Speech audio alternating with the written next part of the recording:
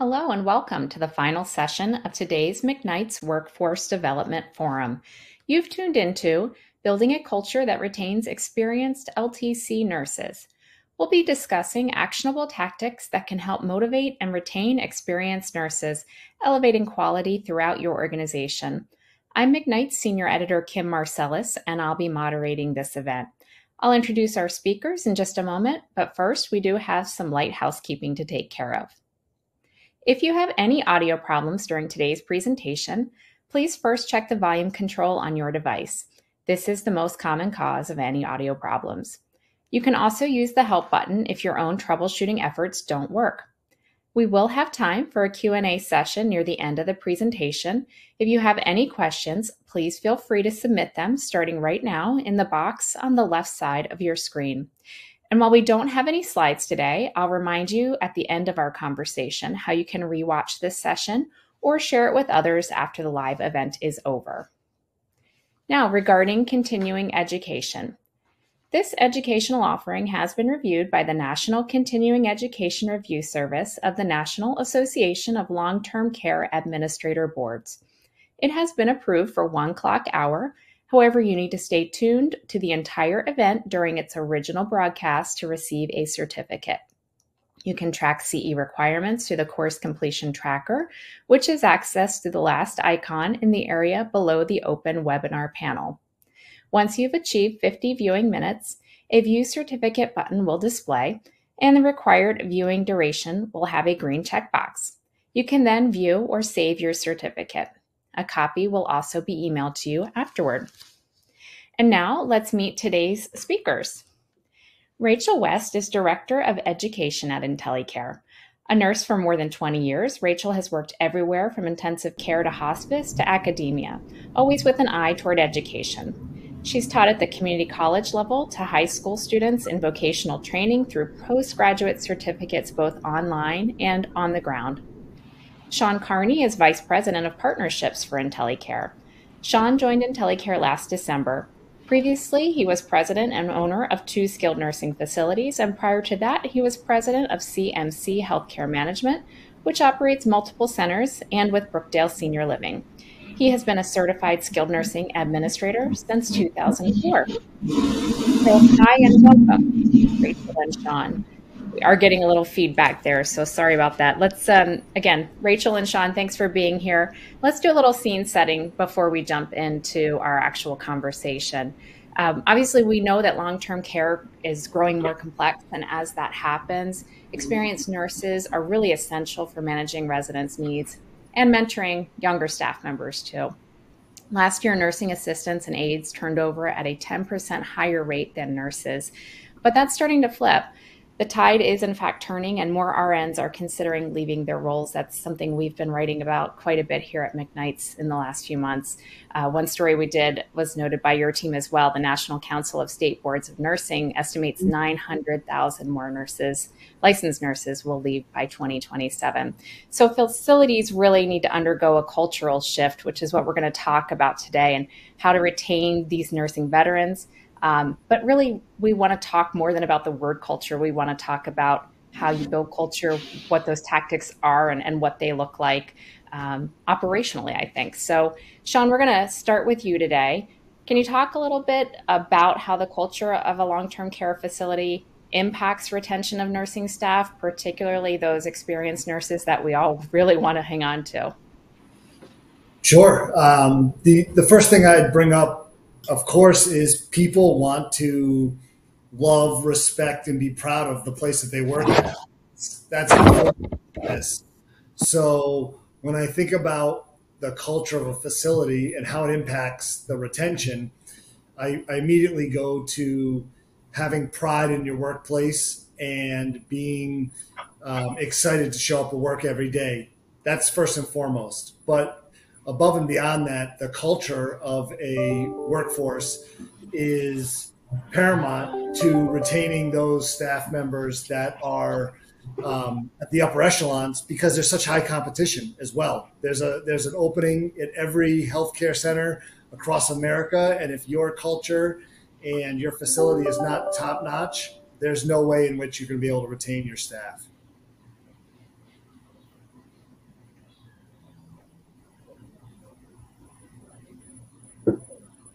Rachel, did you want to touch on that topic as Um, well?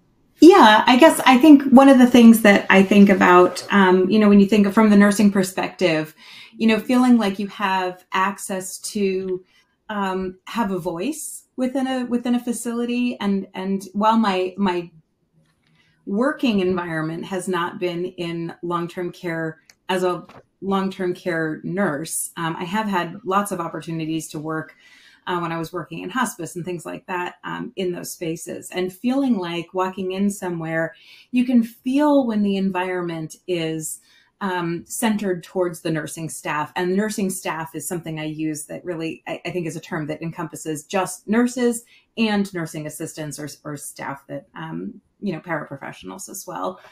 So feeling like, that group of people have that empowered feeling that they have a voice to speak to what they need, and have that, the organization feel like they also hear that and want to do something with that information. So I think that's something to consider and keep in mind. And either or both of you want to talk about professional development and how that can contribute to culture. Sure. I mean, I think this will probably be, I talk about education all day long. I could talk about it, ad nauseum. But I think that we know that, and the literature is very deep on this, that when people feel like they have access to career ladders and opportunities for advancement, technology and treatments and just practice changes constantly. The stuff that I learned how to do when I was in nursing school 20 some years ago is different than what's happening now. And, to know that there was something organized and enmeshed in the culture of the organization that we're constantly learning, to feel like when I've been happiest, I've been at places where that was something that was first and foremost, presented in the culture of the organization. So I think that's really important. Also, I think people want to give back. When I was a bedside nurse, I wanted to give back to the new people that were coming behind me. So having mentoring and pairing buddies, orientations that include the seasoned staff, not as a burden, but as an opportunity, to really address that, come and join our culture because it is so good. And here's why it's so good. I think those are some things that we could really think about. All right, so Sean, I'm going to come back to you then. What are some effective strategies that administrators and other leaders can implement to create a culture that retains nurses? Well, there's a few, but the first one that I always go to is a open door policy. That's the start of it, but not just a traditional open door policy where somebody can just come in and say whatever they would like. Having an open door policy that has some structure and boundaries set around it so that there's expectations from both the sender and receiver of the information upon entering an office, giving them a real sense of pride and worth in what they bring to the table, so that when your employees enter the management side of the office, they know that they're going to be heard. They know that the information that they're sharing is going to be kept private when necessary. And thirdly, they know that if they are to bring a bit of information and or a solution to a problem, that it's going to be acted upon and it's not going to fall on deaf ears. That's kind of where it starts from. Another big one is, and it kind of falls right off of that one, is trust.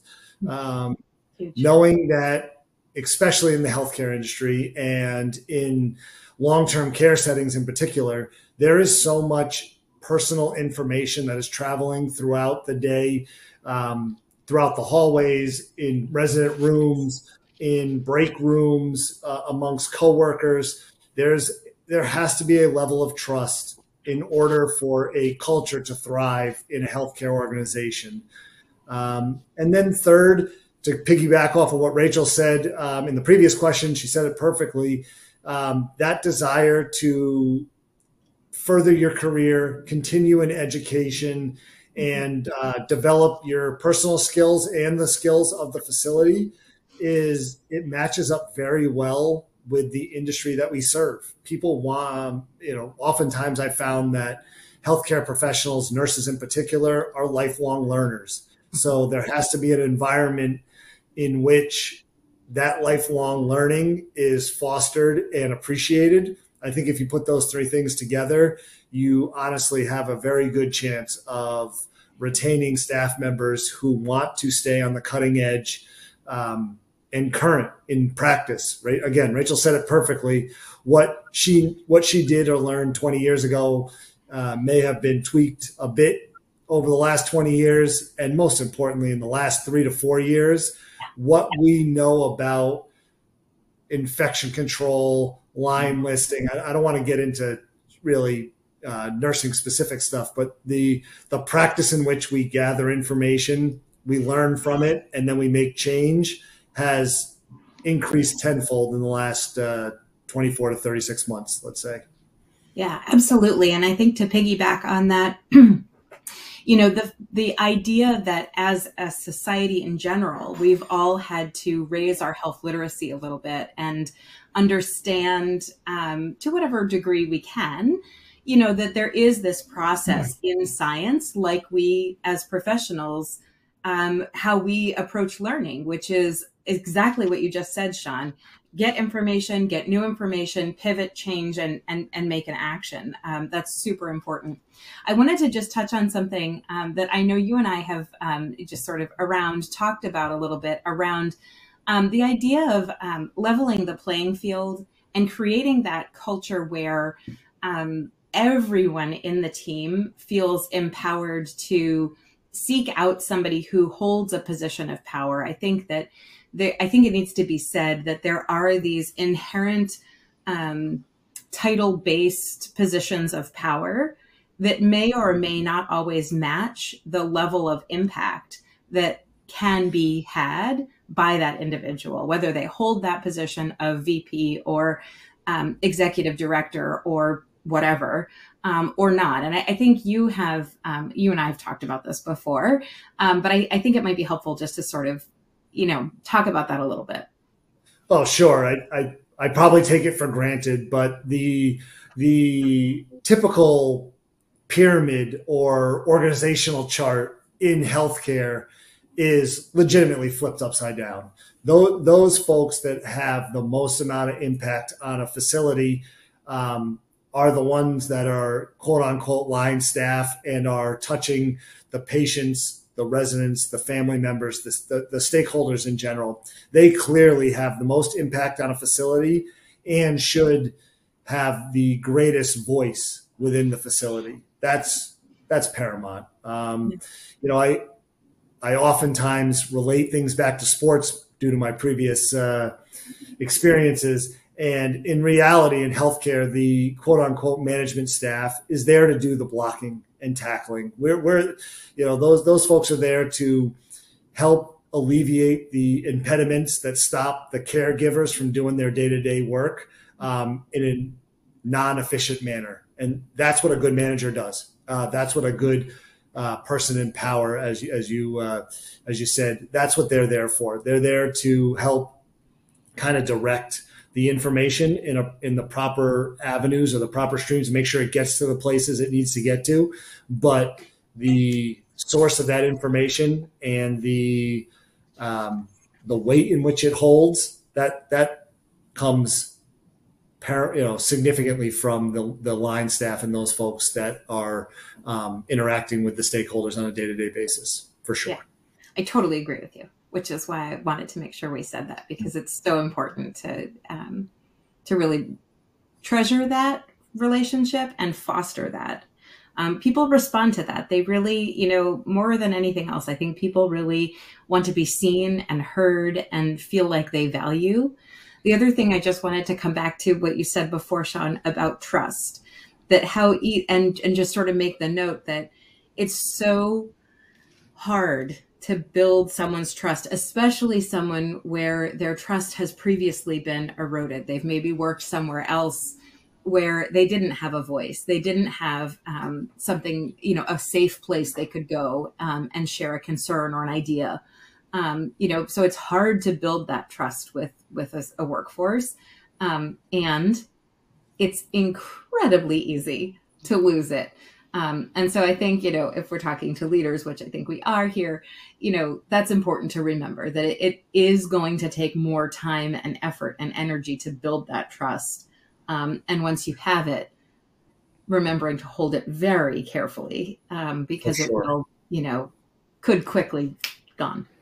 For sure. So let me jump in, Rachel. You mentioned energy. Obviously, burnout is a huge issue, and it's a term we hear about a lot. I want to give you a chance under the same line of thought here to talk a little bit about work-life balance, because obviously if we want people to come to work motivated to help their colleagues, to help their organization, we have to allow them, one, time to pursue development, to better themselves, but also their personal lives. Can you just talk about the importance of that? Sure. And I think this is something that facilities have a real opportunity to foster. Any workplace, whatever your scale is, you have an opportunity to, provide flexible schedules to allow people to function in an academic environment. I come to IntelliCare from academia in lots of different iterations, as you mentioned. And one of the things academia has not yet globally gotten quite great at is fitting around the life of the learner. And the academic setting then is fairly rigid. And when you combine that with a work setting that can also be very rigid, you must work Monday through Friday from 8 to 4, or you must work, every Saturday, or whatever the schedule is that's very rigid. When you bump that up against the traditionally rigid academic universe, there's often no path forward for a learner. So it behooves both sides of that coin, the academic institutions to, smarten up and do. And there are some that I know at IntelliCare we work with. And, there are some things that a workplace can do to provide that opportunity for still maintaining coverage, because that's essential. But to provide those opportunities to, make that flexible schedule a bit more flexible for the workforce. And as you probably can just sort of intuitively understand, a person who is advancing their education is committed to providing the highest level of quality care possible. They will be learning real time the best practices that they can then bring back to the facility. I hope when we think about talking about professional development, some of the things I hope we can start to imagine is bring our learners, our employees who are learners, and have them lead a journal club, where they bring a topic that they're learning about in school and help share that with the staff that are that they work with on a regular basis. Talk about empowering. Maybe I'm a CNA by day, but I'm going to school for my LPN or my RN at night.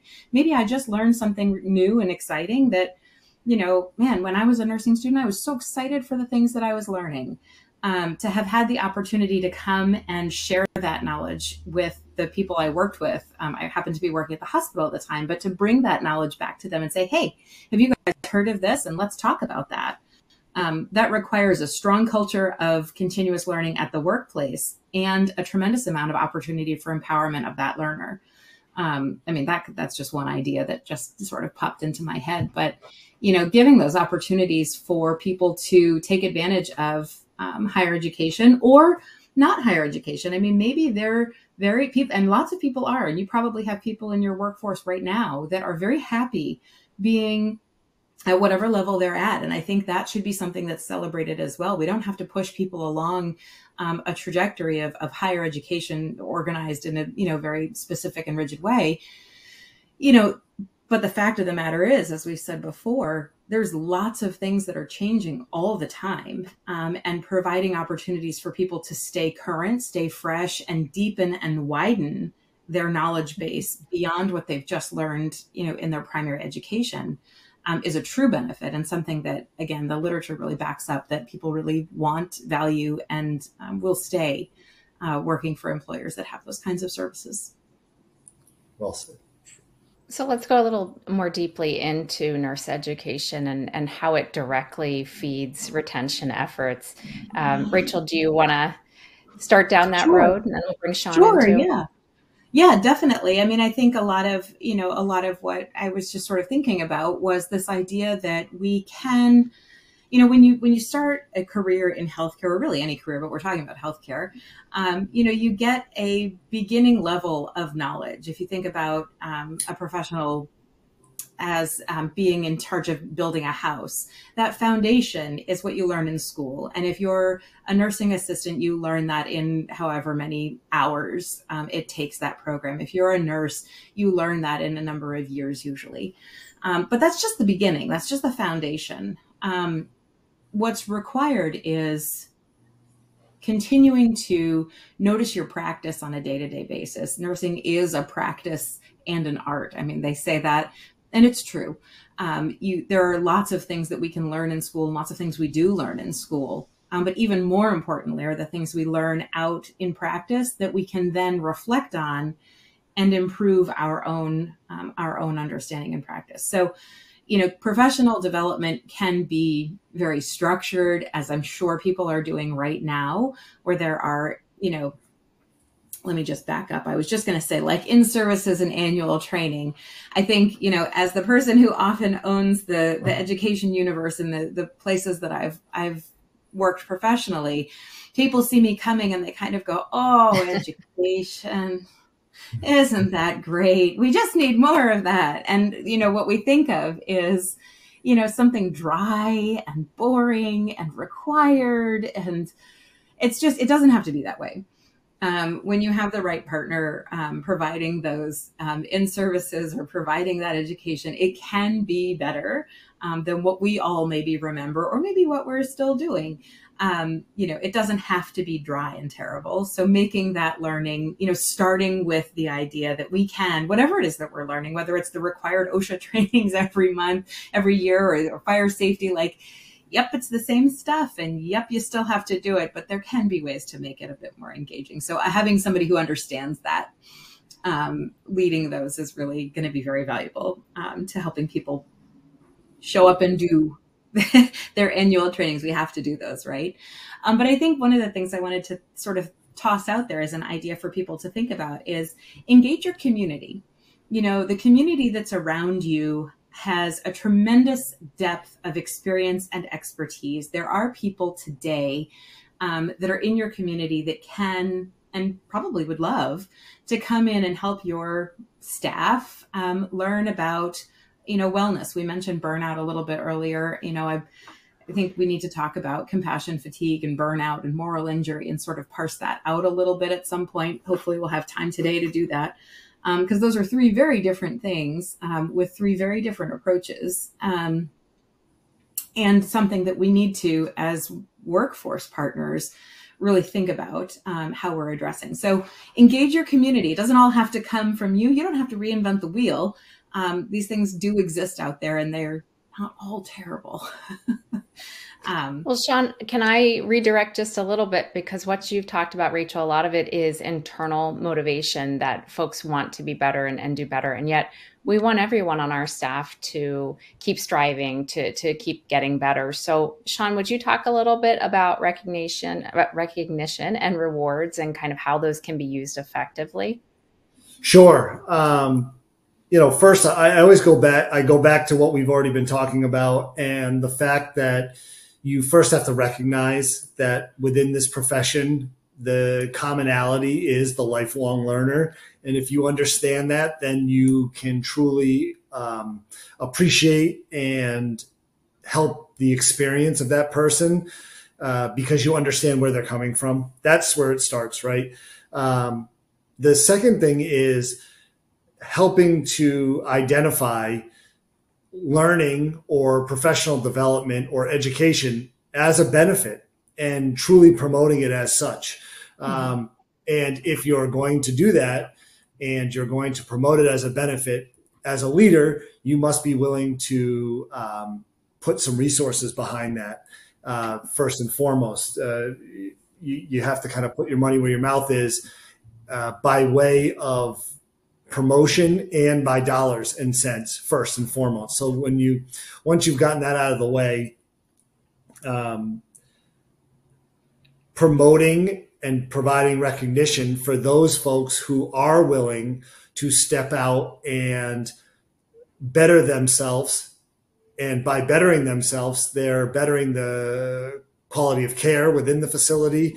They're helping to provide efficiencies within the facility that could be cost savings. They could lead to greater recognition of the facility as a whole. So you should make sure that you're in a position to help promote that for the individual and for the facility as a whole. Because once you start to promote that and you recognize it from a facility as a whole, you begin to kind of grab hold of the others that may not be internally motivated, and they will see that there is some benefit.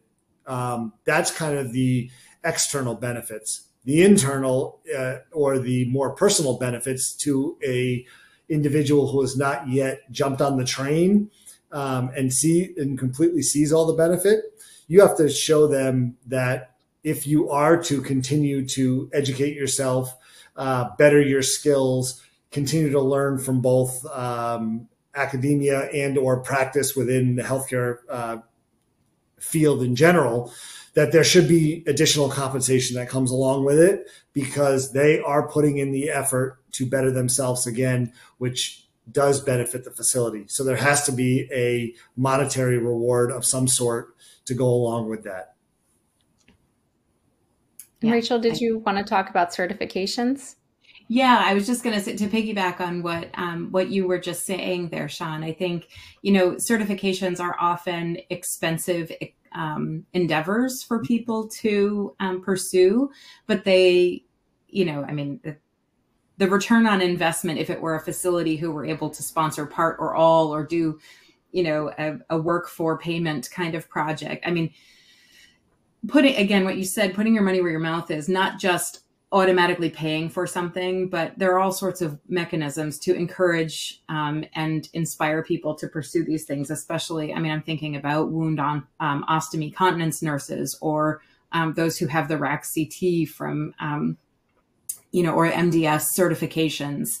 Those are very expensive things to acquire, but show a significant bottom line improvement to the facilities who. I don't mean to cut you off, but what you're saying reminds me of a very specific example. There's a small facility that I was part of and running, under 50 beds. The typical facility that normally feels the greatest amount of strain from changes, most importantly in the reimbursement or in regulations, increased regulations with decreased reimbursement. The smaller facilities, 80 beds or less, feel it the greatest. But the example that I immediately think about is we took two nurses in particular one was an activities assistant, the other one worked in the kitchen. That particular facility had an 75% reimbursement rate on education, except when it directly affected the facility, such as the MDS coordinator certificate, which had 100% reimbursement because it directly affected the facility. And these two individuals still work at the facility, and I think we're probably coming up on 20 plus years for both of them. I know one of them is definitely greater than 20 years, probably getting close to 30. So I immediately remember back to those two individuals where the facility truly took ownership and pride in the fact that that was a benefit that they offered. Yep. They helped them follow through. They did their practicums in the facility, and then also offered them the flexibility to do it outside the facility and paid them for their time around, they had kids and life happens, right? And again, simple investment in people that you already have. You don't have to go out and recruit somebody new. You don't have to go find this unicorn that doesn't really exist in healthcare. They're right there in front of you. And if you have people with passion and the desire to learn and you invest in them, 20 something years later, you still have them at the facility. That's just a specific example that comes to my mind. I love that. I absolutely love that. I mean, it says to the worker, and as the worker side of things, if you're going to invest in me, I'm building loyalty to you, right? If you're saying to me, yes, I'll help you get this multi-$1,000 certificate or advance your career, if you want to go to higher education or whatever it is, that says to me, wow, this place really values me. That's Yeah, great. and I know, and I know the facility got the MDS coordinator in particular. They got him that darn ICD at the time. It was ICD 9, now ICD 10 book off of off of Amazon. A couple $100. It's not a cheap lift. I mean, I think nowadays some of them go $600, $700, $800 on Amazon. I remember, and this was a while back there. So, It's all expensive, but it's worth it. Definitely worth it. Facility. Let me bring us around. I want to make sure we spend some time talking about some things that you already foreshadowed a little bit, Rachel. Let's talk about burnout and compassion fatigue. Really recognizing what each of those are. And then again, I think we want to talk about how that can be viewed as a benefit. Just as professional development maybe is something you need to change the perspective on, that it's an opportunity, a benefit versus something you have to do. Same thing here, because I think nothing is worse than to say, we want to help you with stress management or, behavioral health, any mental health issues, and then force it on somebody that doesn't have time or isn't ready to commit. So talk about how you identify these things and then what a good program can look like. Yeah, absolutely. I think that, and thanks for allowing us to have that time to really sort of unpack this a little bit. There's a difference between compassion fatigue, moral injury, and burnout. And something that I think that we should talk about that. So, when we think about compassion fatigue and burnout, I think compassion fatigue comes from dealing with trauma. The last 3 years, all of us in our varying ways, and certainly before that, when you're talking about anyone in healthcare, you're talking about somebody who's dealing with somebody who's unwell. I had nursing students one time say, please take us to facilities where there were less sick people. I thought, oh my goodness, you're not going to make it very long. You're dealing with people not at their best. That's part of the job. However, over the last, 5, maybe 10 years, but certainly more acutely, it seems like even as the days are going on, the level of trauma we're seeing in ourselves, in the people that we're working with, in the patients that we're caring for, in the residents that we're caring for, and their families, and all of those things, that adds up. Traumatic things happen in healthcare. People die in healthcare. I mean, that's part of living is dying, right?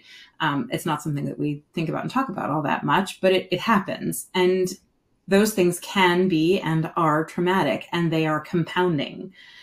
So compassion fatigue comes from dealing with and being part of traumatic experiences. And burnout really comes from occupational stress, and the occupation and workplace stresses that happen. So some of those things, like I mentioned before, I mean, that was a ripe example of an opportunity to build burnout, which is not the thing we want to be doing, where I was talking about the rigidity of the work schedule and the rigidity of academia and the individual in the middle who wants to serve both things well, but can't because they're both too rigid and can't combine with one another.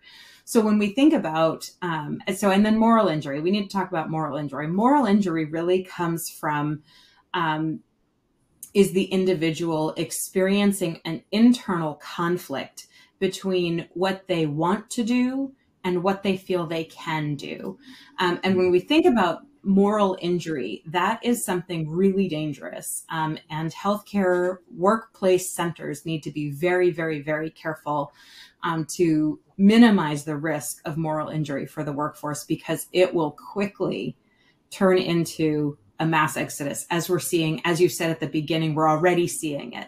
It's this idea that I want to take care of all 25 people that I have, that I'm responsible for, but I literally and figuratively just can't because I'm exhausted, I'm overwhelmed, I'm overworked, I don't have the tools I need.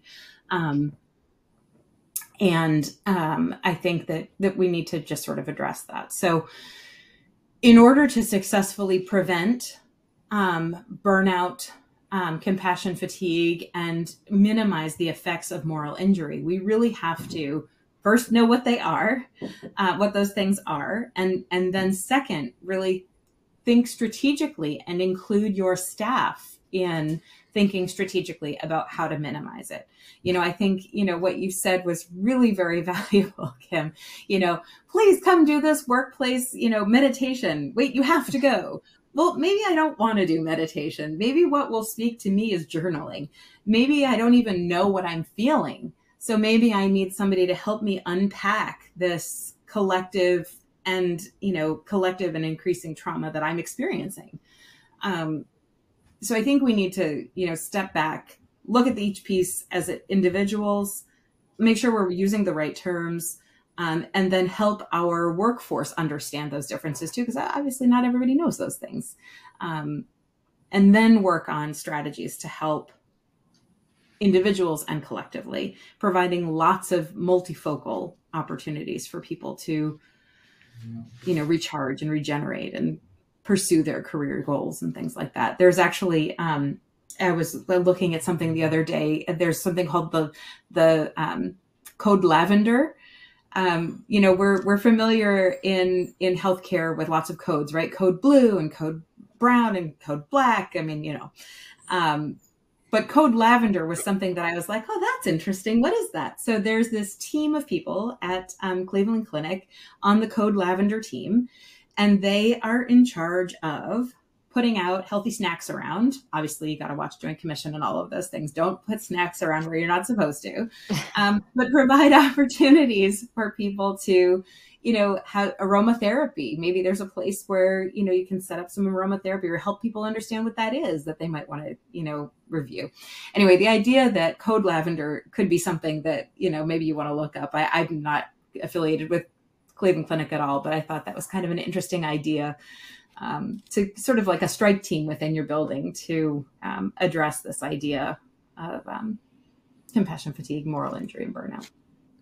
That's great. I'll definitely look that up myself. Sean, you want to add on here? I think Rachel did an excellent job. The one thing I would add on is from a operational leadership role or position is starting to understand and or accepting what flexibility. Rachel's used the term a few times, and Kim, you have as well, is that workplace flexibility to allow for some of these activities to take place.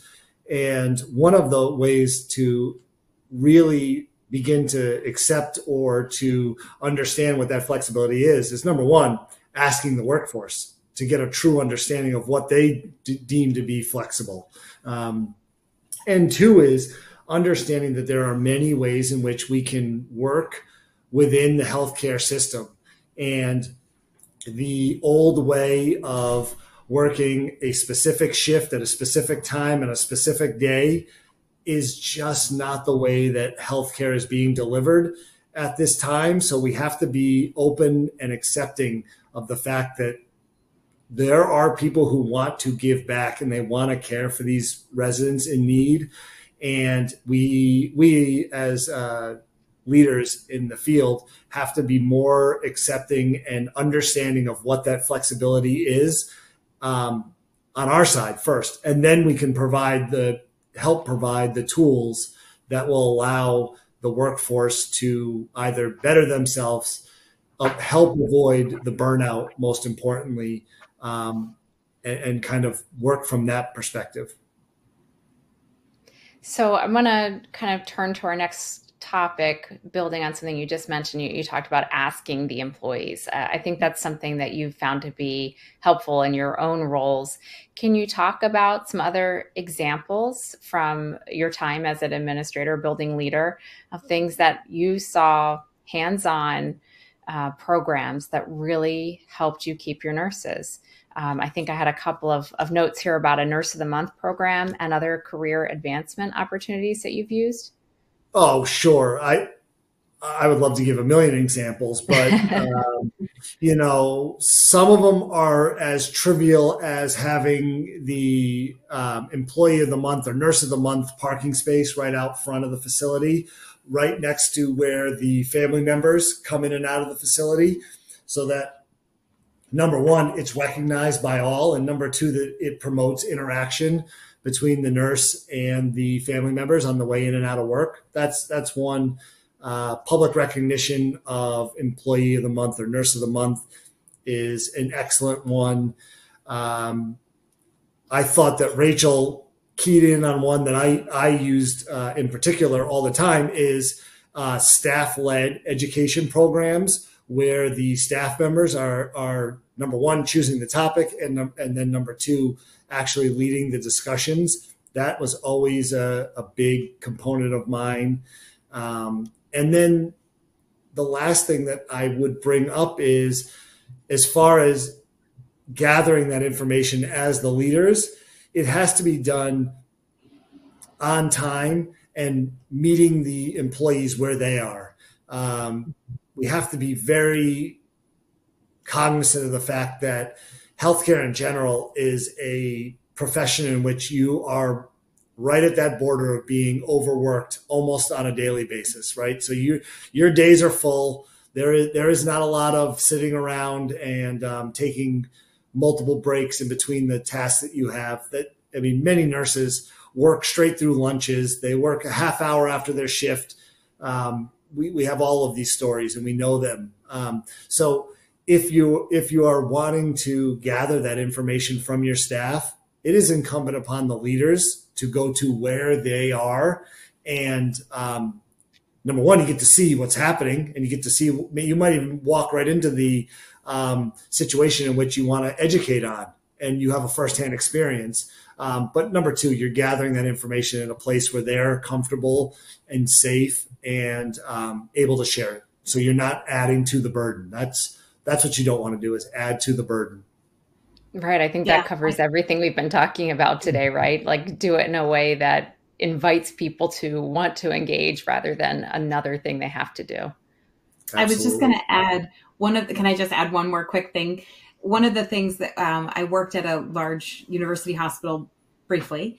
I was pediatrics. It turns out I'm not a pediatric nurse. But one of the things that struck me when I walked into that unit on my first day was somebody came around and said, "Are you lunch A or lunch B?" And I said, "What do you mean, lunch A or lunch B?" And they just looked at me like I had six heads. Like, in my entire nursing career, no one ever asked me that. It was the expectation of that unit, that pediatric intensive care unit, that you were going to take your lunch and you were going to cover for the other people. And it was going to happen between 12 and 12:30 or 12:30 and 1. And that was just going to be the way it was. And you knew that going into your day so that you could structure it in a way that you knew that you'd have someone that was going to cover you and that you were going to have to cover somebody else. So that's another I think that was really impactful from all of the staff in that unit. Something very simple. I think that's a great transition to our next question. Sean, I'm going to come back to you. Camaraderie. I mean, it's such an intangible. How do you, as a leader, try to foster that in your building? Oh, camaraderie is something that is near and dear to my heart, coming from a sports or an athletic background. Developing that team, bringing people together for a common task is paramount. It's paramount in any industry, in any office, in any form of work, I'm sure. But in healthcare, being a cheerleader, understanding your audience, making sure that you are present and visible on a daily, shift, hourly basis. These are things. Most importantly, being willing to at least participate, even if you can't do the actual activity or task that you're asking a fellow associate to do. You have to be willing to be right there with them, especially for the really difficult ones. I joke around all the time. I learned this very early on in my career. I am not a nurse. I like to play one. I like to pretend like I am one. But when it comes down to it, I can't do what the nursing staff is doing on the floor and with the residents. But I certainly can be part of promoting a upbeat, energetic, together group, making sure that the tasks that we are trying to accomplish on a day-to-day basis are done as a group, and we're not siloing individuals by department, by class, by rank, by licensure. We're bringing everybody together, and that starts with leadership, and it goes all the way out throughout the facility, involving the family members, involving the residents. Having a strong family council and resident council is paramount in long-term care. Involving the community is also a very easy way to, number one, increase the morale of the facility and the residents, because to Rachel's earlier point, I have also walked the halls and been part of nursing classes that have been taking place in the facilities that I've operated. And I've heard those comments as well, like, wow, I hope we get to see the easier residents next week. And you just want to say that that's not what we're here for. The easier residents, well, they're home, right? The folks that we're helping to care for, they need us, and they need us for a reason. But bringing the community into various healthcare settings makes it feel more like home. It brings in that feeling of family. These are terms that are cliche to a degree, but the facilities that have that feeling I'm sure the data shows that the facilities that have a better camaraderie, better family-like atmosphere, the staff retention is higher. I've seen it anecdotally in all the facilities that I've operated in, but I'm sure that the data would back that up. It's there for teams. Teams that have good workplace environments definitely work better to produce higher quality outcomes. That evidence definitely exists in the literature. All right, we have time for one more question for our conversation, then we're going to switch over to Q&A. But Rachel, let me ask you, in terms of innovation, new things, new strategies that we're doing, what do you recommend there in terms of retention strategies? Yeah, great question. Innovation is a buzzword, but I think it is appropriately so. We need to stop doing what we've always done, because we'll always get what we've always gotten. And we're seeing that no longer works for the current and incoming generations of workers. What worked when I was a new grad isn't working anymore. We need to think like the people that we're serving in terms of our workers. Of course, we're also always talking and thinking about our residents at the ultimate level.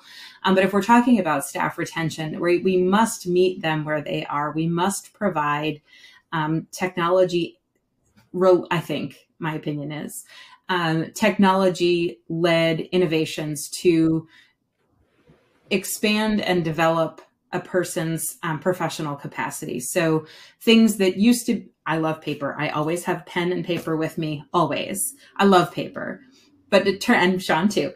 But it turns out that there are lots of benefits to leveraging technology to minimize the work that is put into a paper solution. So if we're talking about education, because that's the place I love to be, the annual competency trainings, that doesn't have to be done on paper. There are technologies that exist to produce the reporting that's required for your regulators. There are places and ways, excuse me, that you can leverage that technology.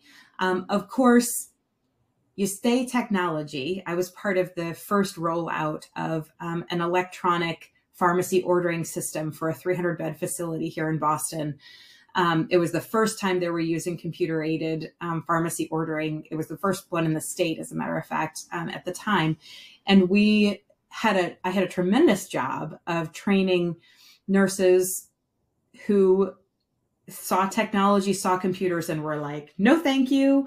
That's not what I signed up for. I want nothing to do with this. And at the end of it all, we're able to successfully navigate around. So some training has to go in. So you can't just say, okay, It's on your phone. It's on your computer. Good luck. Godspeed. See you later. There has to be some support services, some wraparound around any new adoption, which of course everybody knows already, but it has to be part of the thinking. The other thing is, really thinking about, hearing and giving people multimodal ways of communicating with you. Sean talked about open door policy, but that takes courage. It takes courage to go sit and talk with somebody in a position of perceived power, whether it's real or not. So providing lots of opportunities for people to communicate that, whether it's an anonymous email box or it's an online form or it's a paper drop box, providing people lots of opportunities that don't necessarily come with, I have to look at you and talk to you because I might not be there yet, but I still have value and I should have the right to have a voice in what's going on. So I think those are some things to quickly talk about. Sean, you want to spend 1 minute talking about this as well? Sure. I'll make it very brief, and I'm going to kind of quote our very own Rebecca Love. And that is by saying, if you do not have the nurses that are working with you on your leadership teams, do you really have a leadership team? It's kind of as simple as that. If you're not including the folks that are on the front lines in the actual leadership roles, and you're empowering them to make decisions, I'm not really sure you have a true leadership team in place. And I'll just kind of leave it there. Okay. Get them a voice at the table. All right. So let's spend, 6 or 7 minutes here going through some of our questions from our audience. I have a question from Jeff, which we could do a whole nother separate webinar on. But if you each want to just speak very quickly, we've talked all about retaining the people you already have today. Jeff is asking, can nursing schools just enlarge their respective student pools? Like, why aren't they solving this problem for us? I wish. We actually produce enough nurses to meet the demand. The problem is that within the first 2 years of practice, more than half are leaving. And that's because of the workplaces they're in. So we certainly have hamstrings when you talk about academia, and this is definitely something I could talk for an hour on, absolutely, or more. So reach out to me. I'm happy to talk more about it. But yeah, we have the faculty shortage. We have people who don't necessarily want to go be faculty. We have problems with clinical placements where we just can't physically put enough people on a floor for enough period of time to meet the requirements that are needed. In some states, those hours are mandated. We actually, though, globally speaking, not globally, but around the country, we actually produce enough nurses. The problem is that first 2-year attrition where we're losing about roughly half of those new graduates due to compassion fatigue and moral injury. And I would think also a lack of exposure to long-term care settings in training. For sure. If we don't have an educational system that values that and presents that opportunity, how are people ever going to find and want to come to our jobs? Oh, Kim, again, let's talk more about that. I totally thoroughly agree with you. Okay, we need another hour. We've created this hierarchy that acute care is the only most desirable place to be, is ridiculous to me. It was ridiculous 20 years ago. It's ridiculous to me now. The acuity of patients that are experienced in post-acute care is so high compared to and I'm talking, of course, to people who know this, of course. There's no reason why your local community college, your local university shouldn't be, and you shouldn't be flying open your doors and saying, please come and be exposed here to the awesome culture we have, to the awesome difference we're making in people's lives, so we can start changing that narrative. And we definitely can do a better job with that. Absolutely. Sean, let me actually throw a different question to you, if that's all right, because you've been in this role of being a fairly young administrator.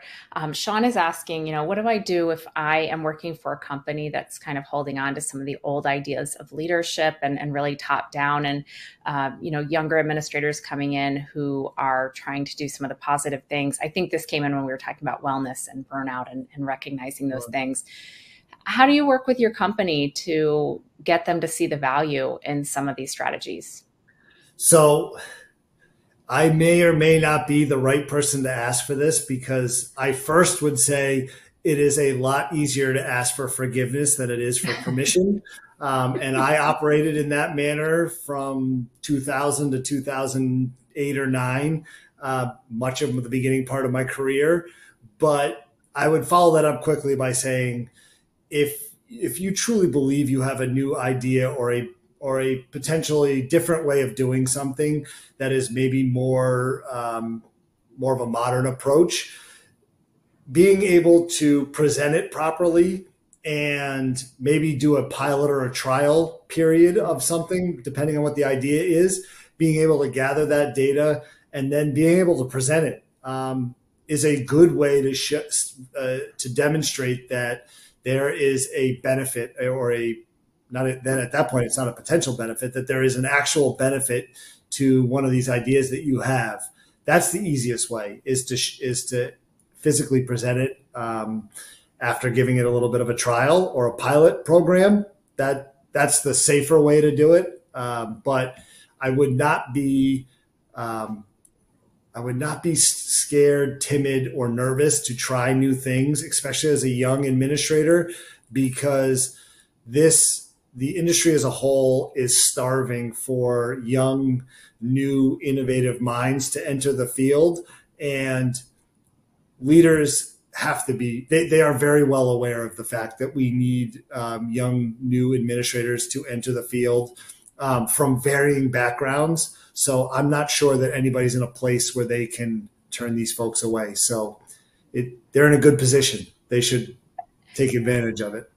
And I'm going to say, not being in the business myself, but having done a lot of reading, I would say show them the cost for onboarding each new employee. I mean, that is so stark when you see $10,000 to $20,000 and you're just burning through people. You've got to spend that money more wisely.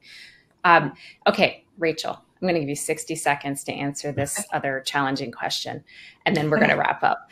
Retention and building family-like atmospheres when we have so many agency or temporary staff in our building. Number one, number two strategies for you. Yeah, I think that has to do with choosing the right partner to provide that contingent staff. Somewhere where you can say to them, what we're really looking for are people like this.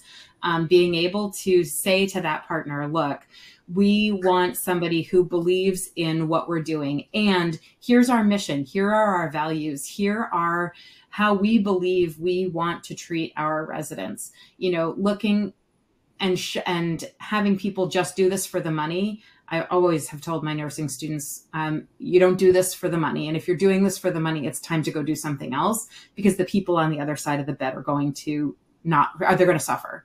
So work with a trusted partner, develop your own internal culture, values, mission, vision, have that available and accessible in whatever technology platform that they might use to find those staff with you.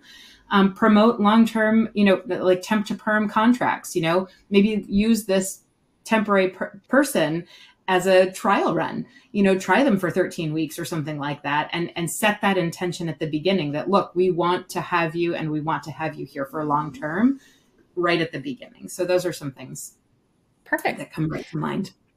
All right. Well, with that, we are just about out of time. So thank you for doing that quickly. We'd like to give our special thanks to Rachel and to Sean and to the entire IntelliCare crew for sharing their tips and helping us to understand how to build culture. You can learn more about IntelliCare, which sponsored this session, at intellicare.com. And be sure to come back for future McKnights webinars, which you can find on our website. If you want to watch this session or any others from today's Workforce Development Forum, please visit McKnights.com/081523 workforce. And finally, we want to thank you, our listeners. You've been a great help today with some terrific questions. For now, this is Kim Marcellus from McKnights. Have a great afternoon.